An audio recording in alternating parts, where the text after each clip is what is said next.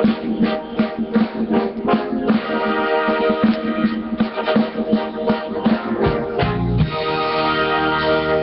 beautiful.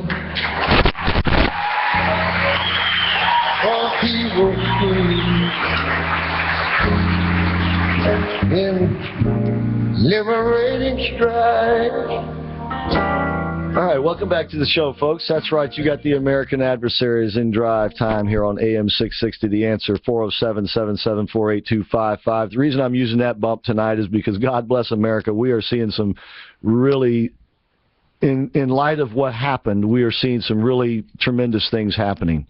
Several of the families have come out and been in public, being interviewed, have forgiven this guy. Yep. For what he has done, and are not going to live with that hate. They're not going to buy into the hate. They are going to stop it.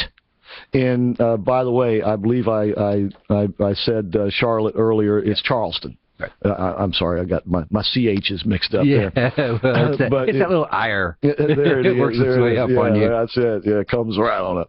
But this perhaps can be a lesson for the nation.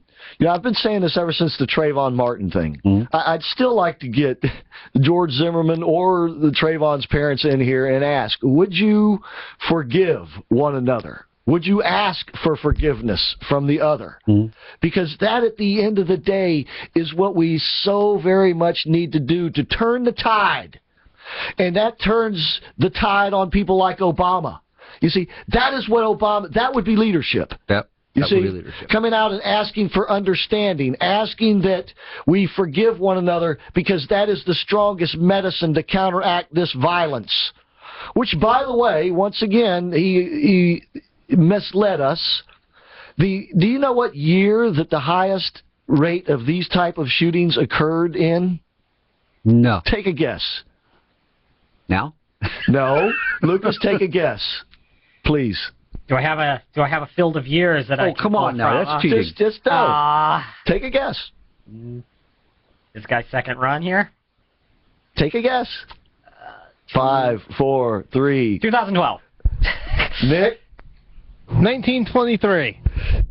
Nick is close. It was 1929.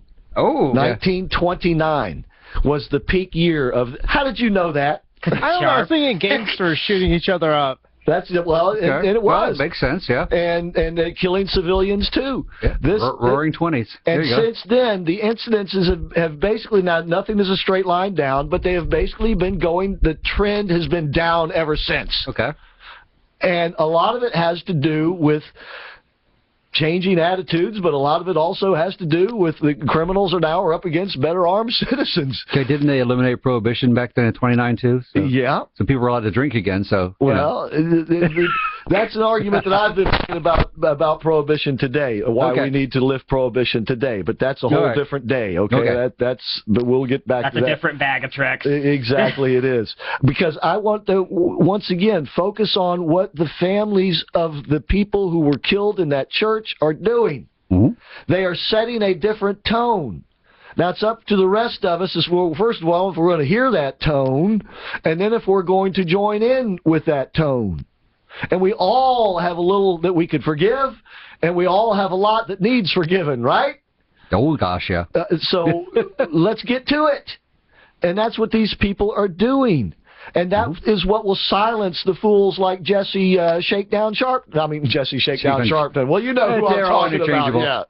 Yeah, Jesse Jackson. Change the heads on the doll, that's all. They're both shakedown artists, exactly. And so this is the type of thing, not demands for, more gun control and that sort of thing. By the way, you being a Navy man, did you see what they named the latest Navy ship they just... No. The Gabrielle Giffords.